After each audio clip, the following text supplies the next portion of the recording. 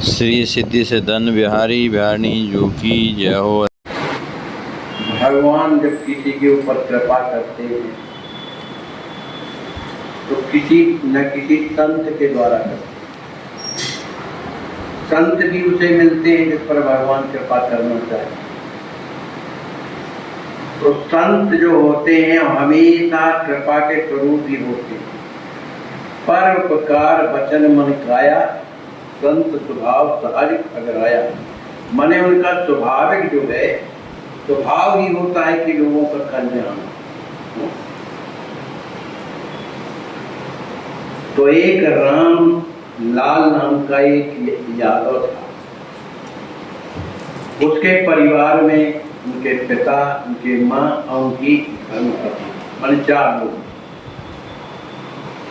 उनके यहाँ दूध का व्यापार होता था, भैंसें रखते थे, व्यापार करते, उन्हीं की सेवा करना और उसी दूध को ले जाके बाजार में बेचना, खोवा बेचना, इस तरह से उनका जीवन चलता है।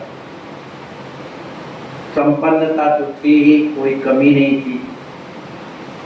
एक दिन उसे कोई लकड़ी की आवश्यकता पड़ी, घर में कोई लगाने की लकड़ी की जरूरत पड़ी। तो वो रामलाल जो है कुल्हाड़ी लेकर के जंगल जाता है। जंगल में ढूंढते ढूंढते लकड़ी को और काफी अंदर पहुंच गया जंगल। वो वहां पर कभी नहीं गया, लेकिन लकड़ी के कारण गया कि हमको लकड़ी मिले जिसकी आवश्यकता है। तो उस घनघोर जंगल में जाकर के उसने देखा कि एक नदी बह रही और उसी नदी के किनारे एक बहुत बड़ा विशाल पेड़ लगा और पेड़ के नीचे एक संत बैठे हुए। संत को देख करके जो रामलाल था उनके चरणों में प्रणाम किया और कहा, महाराज जी आप यहाँ अकेले जंगल में रहे आते, आपको डर नहीं लगता है? हिंसक जानवर रहते हैं। महात्मा जी ने कहा, भैया वो लोग भी जंगल के निवासी हैं और हम भी जंगली हैं, तो दोनों में बड़ा प्रेम रहता है। वो एक दूसरे का बुरा नहीं करते, सब मिलते हैं, जुलते हैं, आते हैं, जाते हैं, पर कोई किसी का नुकसान नहीं करता। अब महात्मा जी से इतनी बात करने का मतलब क्या होता है? संत के प्रति श्रद्धा है। कभी तो पूछा उसने कि आप अकेले कैसे रहते हैं? संत को दया आ गई। उन्होंने कहा, बेटा तुम हमारा एक काम कर सकते हो? कहा, महाराज बताइए। कहा, एक कमंडल ले लो और एक नदी जो बहती उधर से एक जल कमंडल भर के ले आओ। वो कमंडल लेकर के चला, कुछ दूर गया तो कहा, बाबा जी ने बोला, इधर आओ बेटा, तुम दीक्षा लिए हो किसी से? कहा, महाराज हम दीक्षा नहीं जानते क्या कहलाते। अरे कहा, गुरु जी से जो कान फुकवाते हैं मंत्र लिए हो कुछ? कहा, महाराज हम तो जानते ही नहीं है, नहीं लिए हम। है तो फिर रहने दो, हम ले आएंगे जब, क्योंकि तुम अपवित्र हो, दीक्षा ही नहीं लिए हो, तो तुम्हारे हाथ का जल थोड़ी पिए। महात्मा जी तो उतर गए नीचे, अपना जल पिए, कमंडल साफ करके चले, आने लगे। इधर ये बड़ा सोच में पड़ गया कि मैं इतना पवित्र हो गया कि मेरे हाथ का जल महात्मा नहीं पीते, कहते तुम अशुद्ध हो। अब उसको इसी की चिंता हो गई। महात्मा जी आए, बैठे, जा बेटा अपना काम कर, आए के लिए बैठे। कहा, महाराज हमारे समझ में ये नहीं आता है कि हम अपवित्र कैसे हैं जो आप कह रहे हो। कहा, हाँ बेटा, जो दीक्षा नहीं लेते ना भगवान की, वो अपवित्र ही होते, चाहे कोई भी हो। तुम भी अपवित्र हो और मरोगे ना तो नरक को जाओगे, कहीं न जाओ।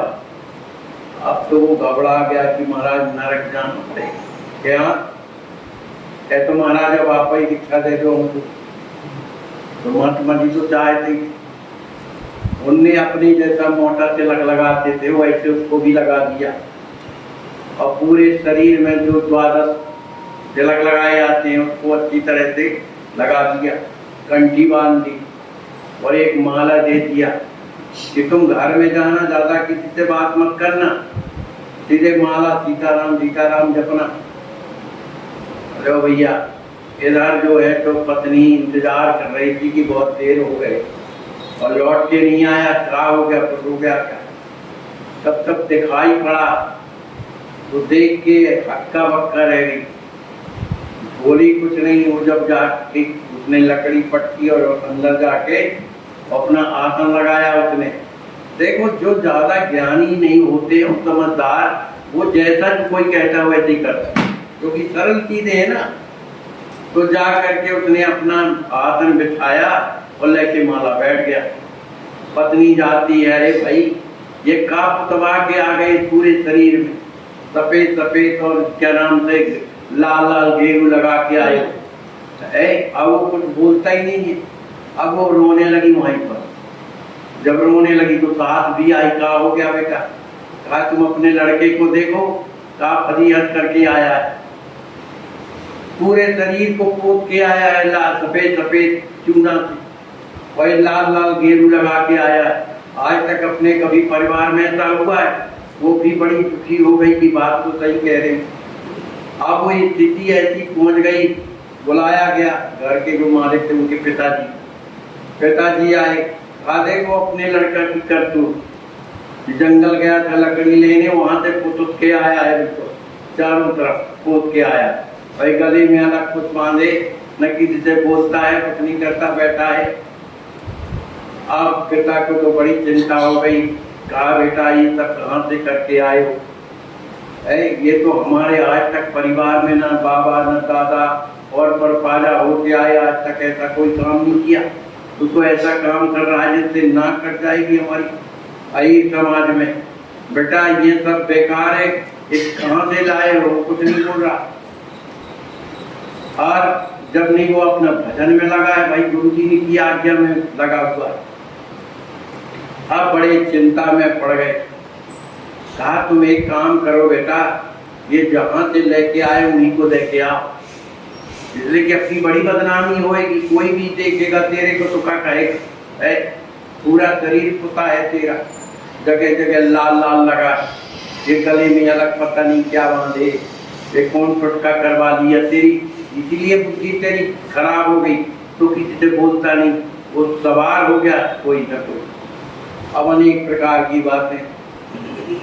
अब उसने सोचा हम भी अच्छी आपस में पड़ गए, लेकिन गुरु जी ने कहा है कि तुम चिंता मत करना। रात को भगवान की ऐसी कुछ कृपा हुई कि जो सबसे अच्छी भैंस थी, दूध दे रही थी, वो मर गई गाती।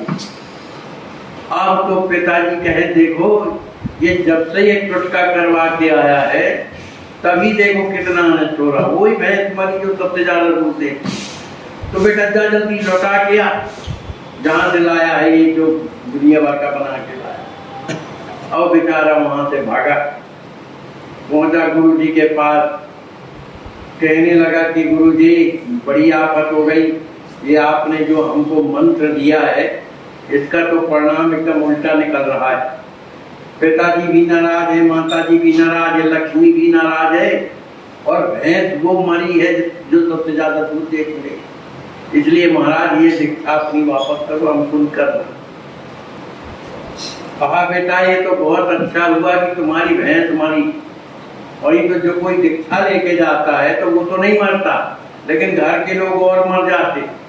वो अच्छा रहा कि भैंस मरी है। तो तुम जाकर के पूछ के आओ अपने घर वालों से कि तुम तीन लोगों में किसी को मरना हो तो हम दीक्षा वापस कर। और नहीं दीक्षा लेने पर तो एक मरता है कोई। हाँ, अब दीक्षा लौटाओगे तो घर के सब मरना। हाँ तो मर जाएंगे, तो इस तरह से मत करो। अब बेचारा भागा वहां से, आया घर, कहा तो महाराज कह रहे थे कि दीक्षा लौटाओगे तो सब मर जाएंगे, तो तुम लोगों को मरने को तैयार हो तो कोई बात नहीं, दीक्षा लौटाया मैं। अब कौन चाहता कि हम मरे भाई? तो बेचारे घबरा करके और आए सबके सब महाराज के पास, कहा महाराज बड़ी आफत हो गई, बताओ आपने इस लड़के को क्या कर दिया। तो ये ना तो किसी से बोलता है ना कुछ करता है, भैंस अलग मर गई, और हम लौटाने के लिए कहे तो आप कह रहे हो सब घर भर के मर जाएंगे, तो हम क्या करें? आज तुम लोगों को मरना है कि दीक्षा लौटाना क्या करना, हम सब में तैयार है महाराज, हम मरना नहीं चाहते। कहे तो फिर ऐसे ही बनो जैसा ये बना है। तो महाराज ने फिर सबको दीक्षा दिया और दीक्षा देकर के कहा तुम लोग भजन करो। अरे जिसको मरना है उसको थोड़ी कोई रोक सकता है, चाहे वो हम हो चाहे कोई भी हो, लेकिन भजन करोगे तो जीवन जो है बढ़िया बनेगा। उन सबको संत ने दीक्षा दिया और बढ़िया भजन करने के लिए कहा। तब से उनके जीवन में आनंद ही आनंद रहा। कहने का भाव ये है कि भगवान जिस पर कृपा करते हैं उसे संत से ही मिलाते, क्योंकि संत जो है वही कृपा करने वाले होते हैं और संसार में कोई कृपा करने वाला नहीं होता। बोलिए श्री सीताराम जी महाराज।